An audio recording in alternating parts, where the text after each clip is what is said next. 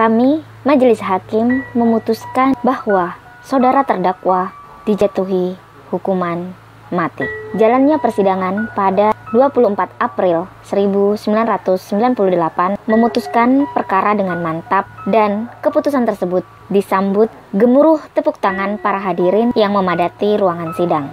Sementara terdakwa Ahmad Suradji tampak tenang usai vonis dibacakan. Bahkan beberapa kali ia kerap tertangkap kamera melempar senyum ke arah juru warta seolah vonis tersebut bukan perkara serius.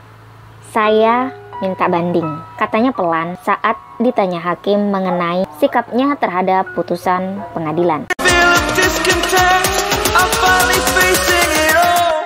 Assalamualaikum warahmatullahi wabarakatuh. Halo guys, saya Jumina Najah. Terima kasih banyak sudah klik video ini. Jadi sebelum kalian lanjut, kalau video ini merupakan video pertama yang kalian tonton di channel aku, selamat datang. Tiap minggu aku upload video tentang misteri, konspirasi, dan berbagai peristiwa kriminal. So, kalau kalian suka dengan topik-topiknya, please banget bantu aku support channel ini agar segera berkembang dengan cara subscribe dan nyalain notifikasinya supaya kamu tahu kalau ada video-video baru di channel ini. Jadi, kali ini aku akan membawakan sebuah video yang aku tuh excited banget untuk membawakannya. Jadi, sebelum aku membuat video, aku bertanya sama diriku sendiri, apakah video ini cukup menarik untuk saya ceritakan? Apakah video ini cukup penting untuk saya ceritakan kembali? Dan akhirnya, saya menemukan salah satu serial killer dari Indonesia yang memiliki kisah hidup yang sangat unik yang bakal saya ceritakan pada kesempatan kali ini.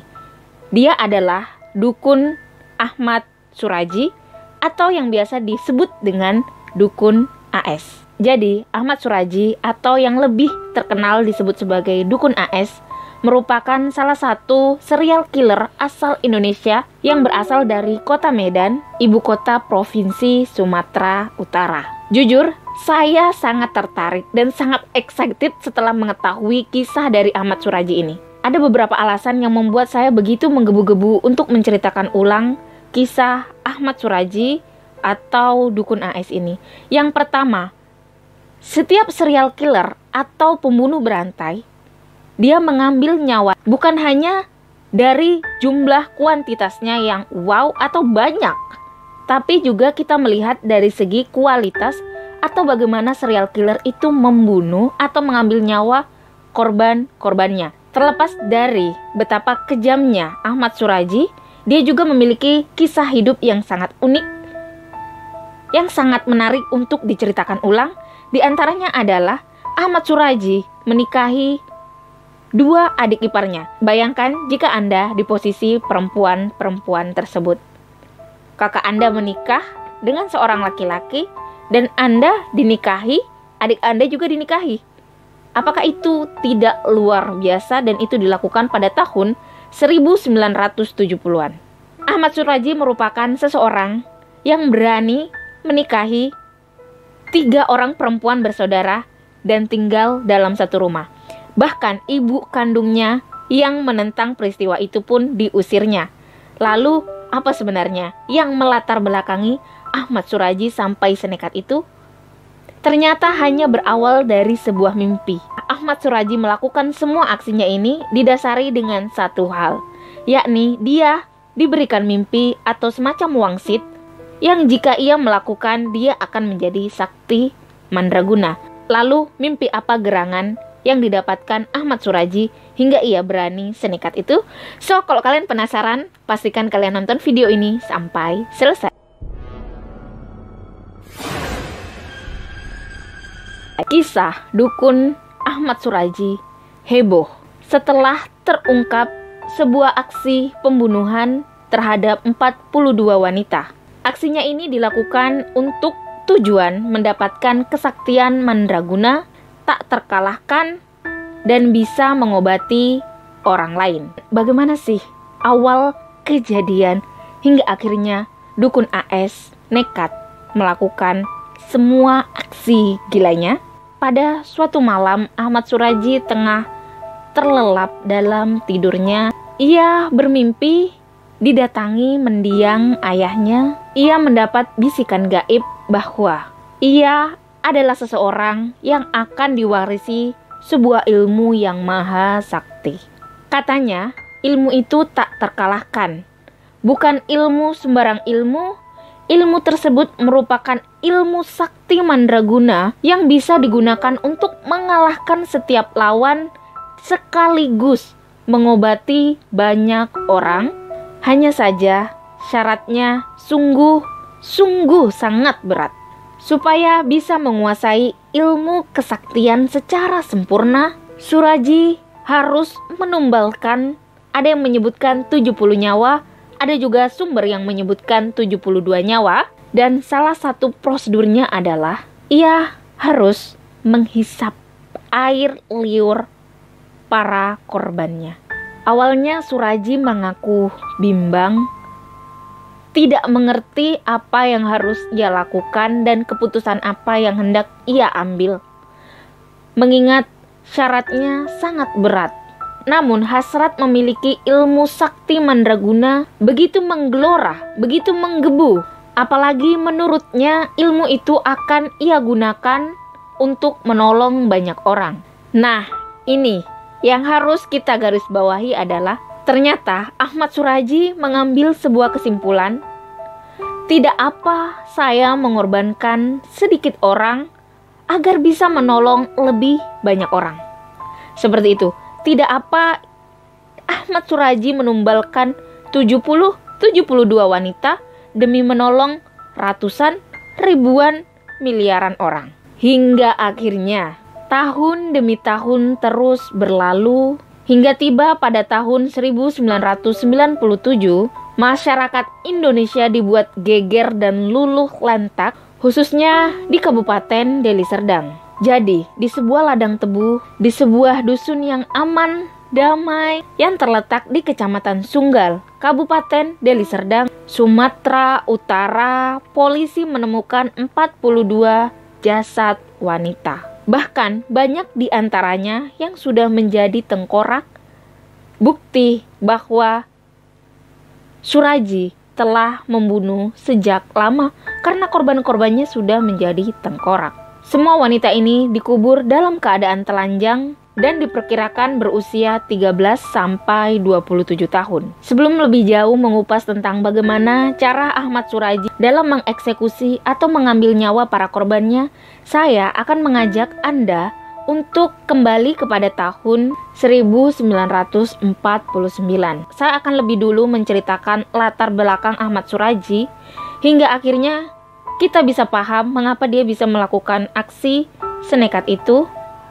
Karena menurut saya pribadi, saya percaya apapun yang dilakukan kita hari ini tidak terlepas dari apa yang sudah terjadi pada masa lalu. Jadi apa yang kita lakukan hari ini hanyalah akibat. So guys, sebelum kita menghakimi atau menilai, ada baiknya kita melihat dulu background dukun AS ini. Bisa jadi kalau kita di posisi dukun AS atau Ahmad Suraji, kita bakal melakukan hal yang sama. Jadi sebelum kalian mengambil kesimpulan tentang dukun AS, ada baiknya kita mengenal terlebih dahulu dukun AS.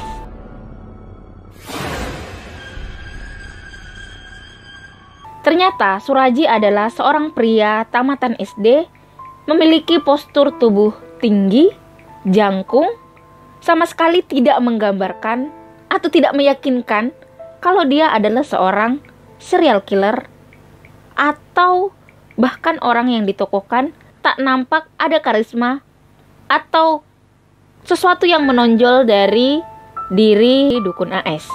Terlahir pada 10 Januari 1949, dukun AS merupakan putra pertama dari dua bersaudara, pasangan Jogan dan Sartik. Sebenarnya dia terlahir dengan nama Sagimin. Namun saat masih usia 7 bulan, sang ayah Jogan meninggal dunia. Jadi ini adalah salah satu kasus yang menurut saya sangat unik karena di sini tokoh utamanya Sagimin memiliki banyak sekali nickname dan itu memiliki makna-makna tertentu. Jadi dukun AS yang nama lahirnya adalah Sagimin, ternyata waktu kecil ia dipanggil atau diberikan julukan sebagai Nasib. Nasib yang artinya selamat.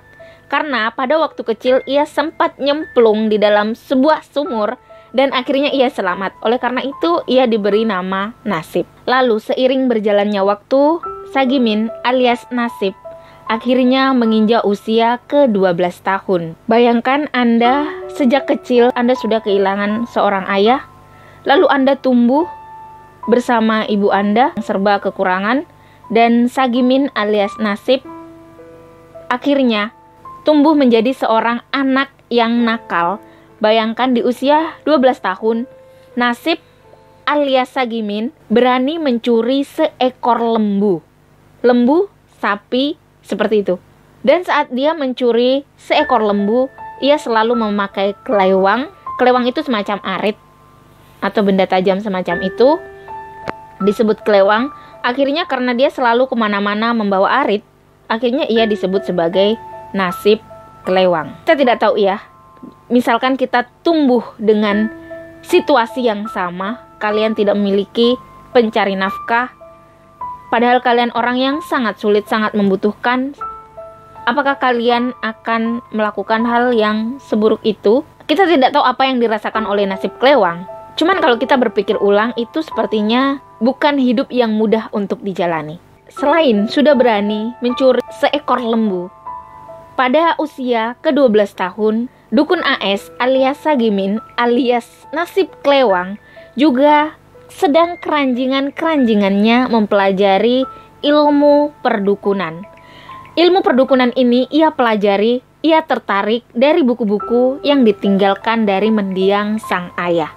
Jadi ternyata ayah Sagimin ini adalah seorang dukun. Sampai sini bisa Anda bayangkan apa yang Anda lakukan jika Anda menjadi Ahmad Suraji alias Nasib Kelewang alias Sagimin. Kira-kira di usia 12 tahun Anda tumbuh seperti apa jika Anda menjalani hidup seperti Ahmad Suraji? Komen di bawah.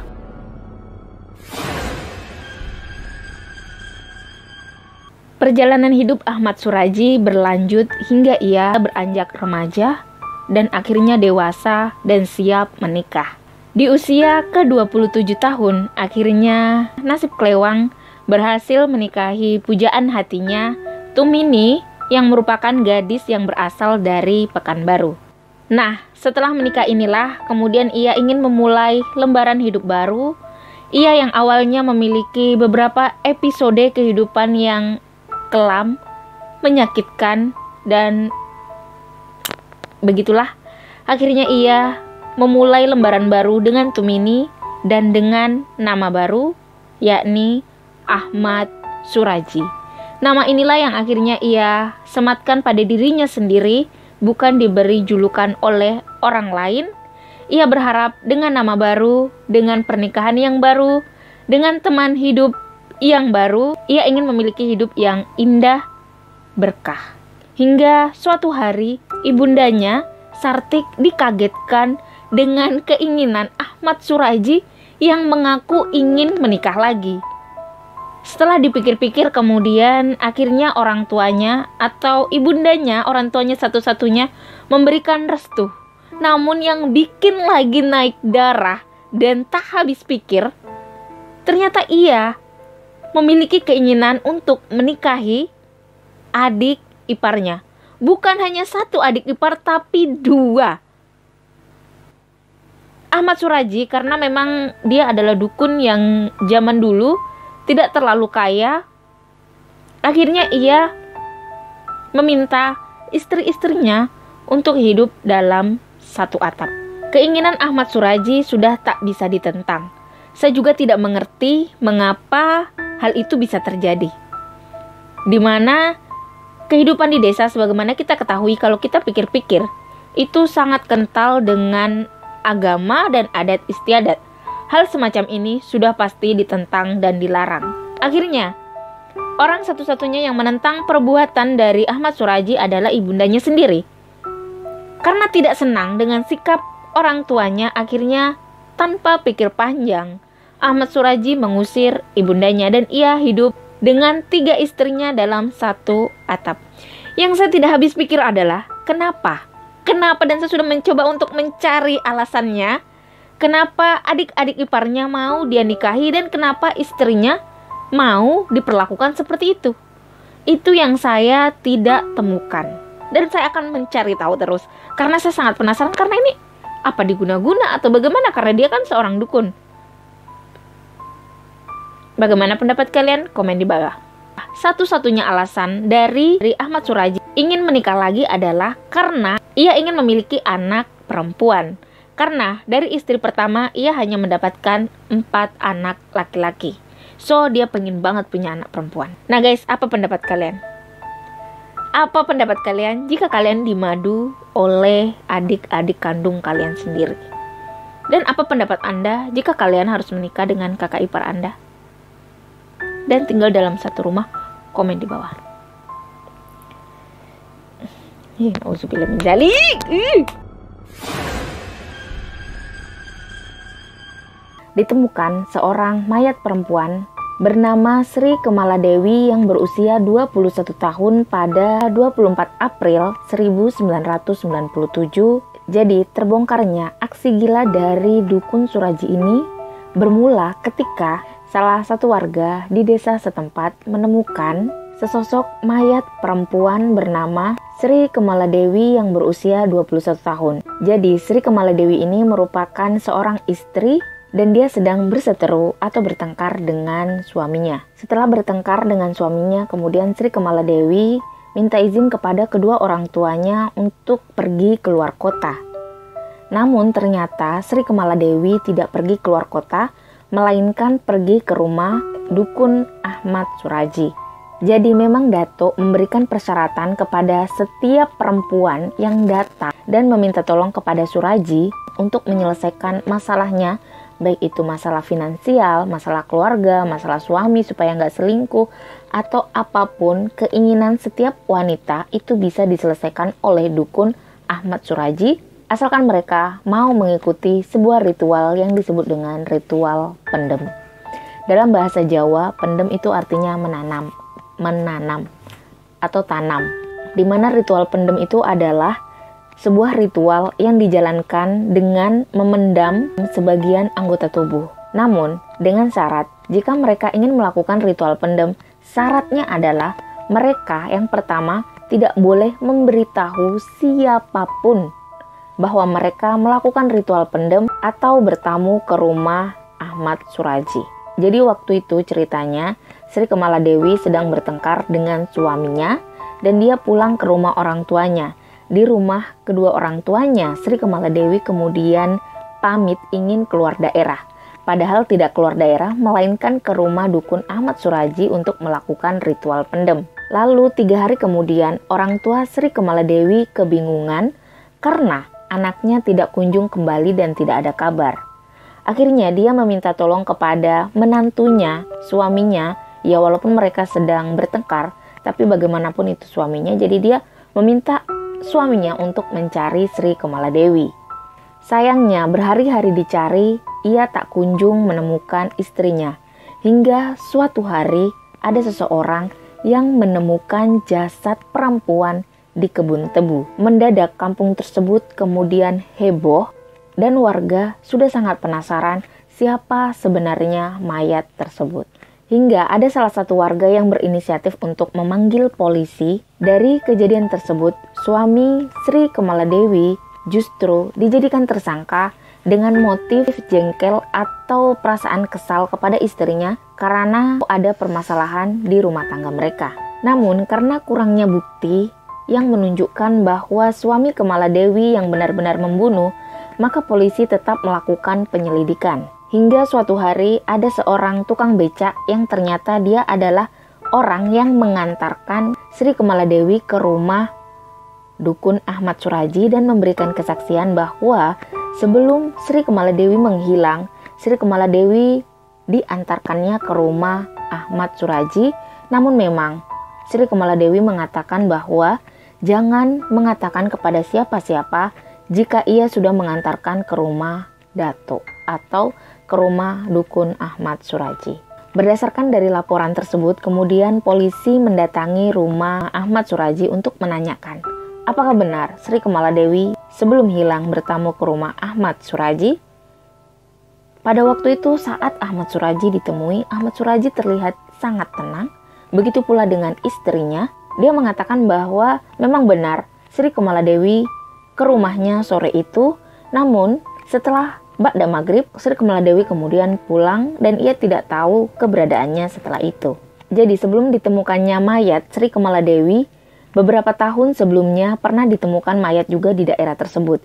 Jadi polisi mulai curiga karena setiap mayat yang ditemukan memiliki ciri-ciri yang sama. Akhirnya polisi mulai mencurigai bahwa ini bukanlah sembarang pembunuhan, melainkan ini ada motif-motif tertentu dan mulai mencurigai bahwa ada korban-korban yang lainnya.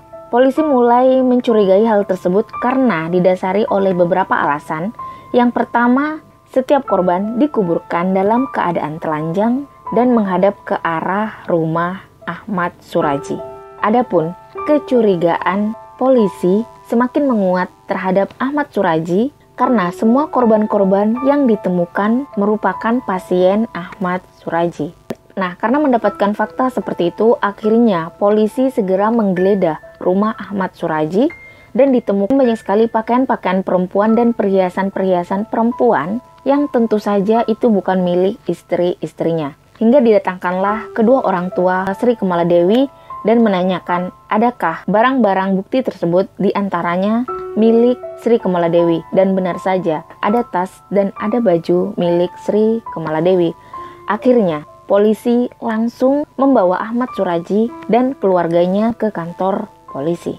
Bagian paling epik menurut saya dari kisah ini adalah sikap Ahmad Suraji. Meskipun semua bukti sudah mengarah ke Ahmad Suraji, namun dia masih terlihat tenang. Mungkin karena dia seorang dukun yang memiliki kekuatan gaib, bisa mengguna-guna, bisa mempengaruhi orang, bisa menghipnotis orang.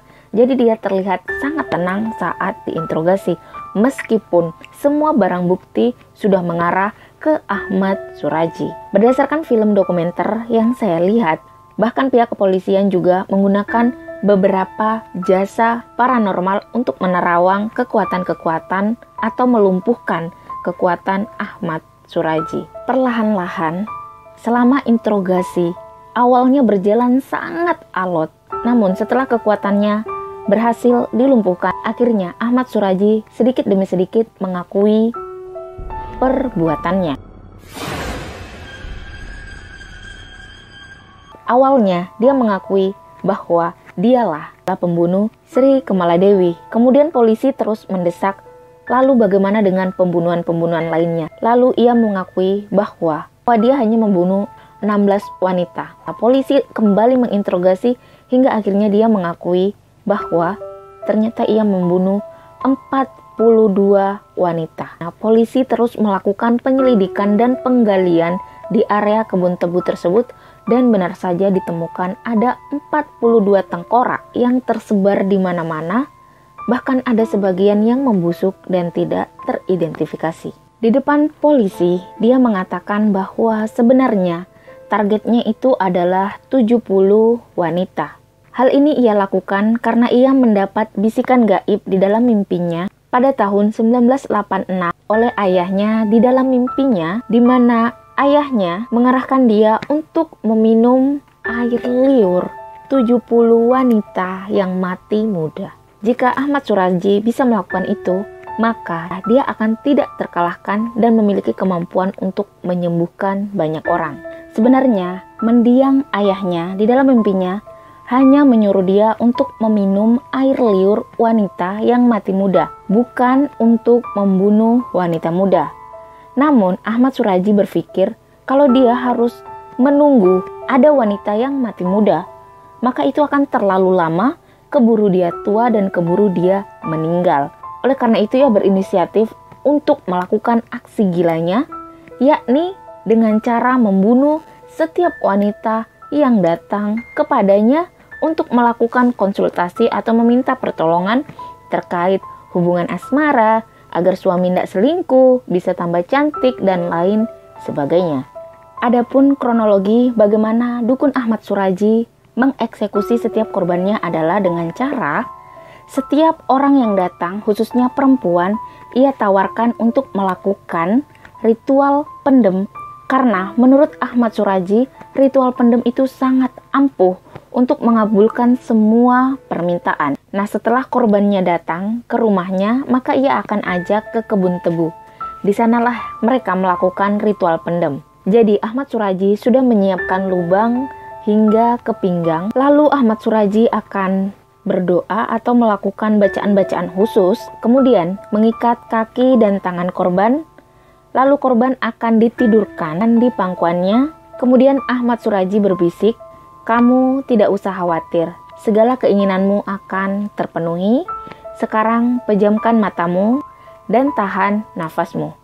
Saat korbannya terpejam, Ahmad Suraji langsung mencekik leher para korbannya. Hingga beberapa saat kemudian air liurnya keluar. Disitulah Ahmad Suraji kemudian meminum air liur para korbannya. Ia kemudian melecuti semua pakaiannya lalu menguburkan mayat tersebut. Ahmad Suraji sengaja melepas seluruh pakaiannya supaya tubuh para korbannya cepat terurai. Ahmad Suraji juga memberikan kesaksian bahwa sebenarnya ia tidak meminum banyak air liur itu. Air liur itu hanya sebagai syarat, bisa beberapa tetes saja. Jadi itu hanya sebagai syarat agar dia segera mendapat kesaktian. Dia juga tidak melakukan pemerkosaan atau tindak asusila lainnya. Karena kisah ini dianggap sangat fenomenal dan menghebohkan, sehingga tidak heran jika banyak pihak yang tertarik untuk membukukan, bahkan ada juga sampai membuat film Ahmad Suraji ini. Ada juga korban-korban yang selamat dan kesaksian-kesaksian itu ditulis dalam sebuah buku, The Bastard Legacy, atau jika dalam bahasa Indonesia kita mengenalnya sebagai buku warisan legendaris para bedebah karya Jonathan. Jika kamu penasaran dengan kronologi atau detail kejadian, saya sangat merekomendasikan kalian untuk menonton filmnya yang berjudul Misteri Kebun Tebu 1997. Film ini disutradarai oleh Edi SS dan diperankan oleh Wawan Wanisar. Di dalam film ini juga disisipkan pengakuan-pengakuan Dato atau Dukun AS yang aslinya.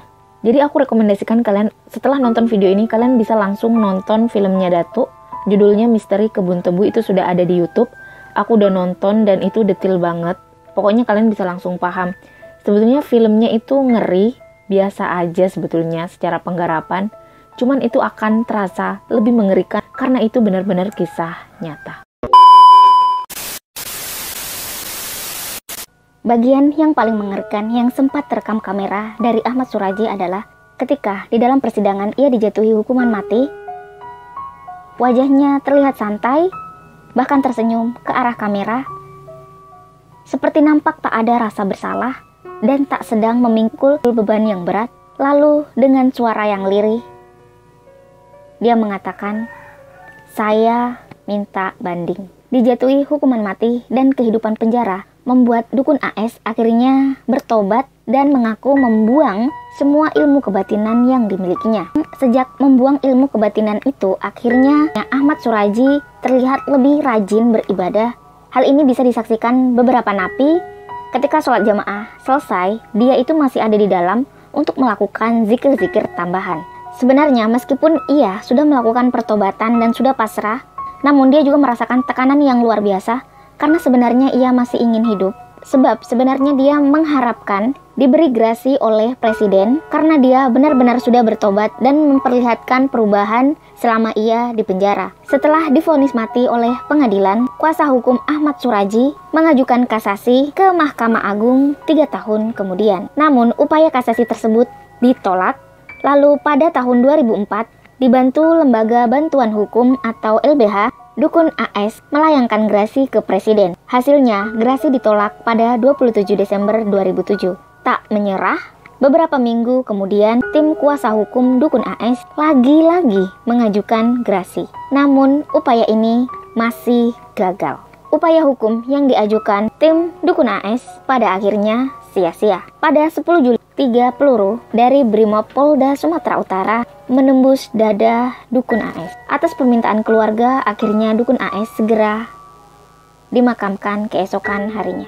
Namun sebelum dieksekusi mati, Dukun AS mempunyai dua permintaan.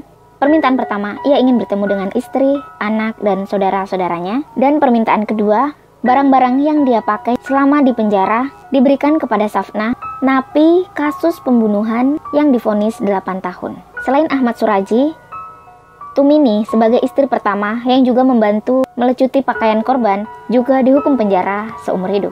Kendati sudah dieksekusi mati, penolakan terhadap Dukun AS masih kencang. Warga desa Sei Semayang, tempat tinggal Dukun AS, tidak terima apabila Dukun AS dikuburkan di desa tersebut. Salah satunya diutarakan oleh Ana, ibu dari korban Suraji yang bernama Dewi Kemalasari. Ana menegaskan keluarganya tidak akan ikhlas melihat kuburan Dukun Suraji bersanding dengan makam putrinya. Jika memang harus ditanam di desa itu, jangan dikuburkan di tempat pekuburan umum. Kuburkan saja di depan rumahnya, jangan di pekuburan umum. Karena terlalu berat penderitaan yang dirasakan oleh para keluarga korban akibat perbuatan Dukun AS.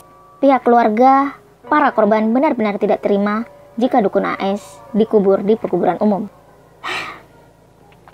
Nah guys, bagaimana pendapat Anda tentang kisah Ahmad Suraji? Sekali lagi, kalau kalian suka dengan video ini, bantu aku, support aku dengan cara subscribe dan bantu dengan klik like-nya.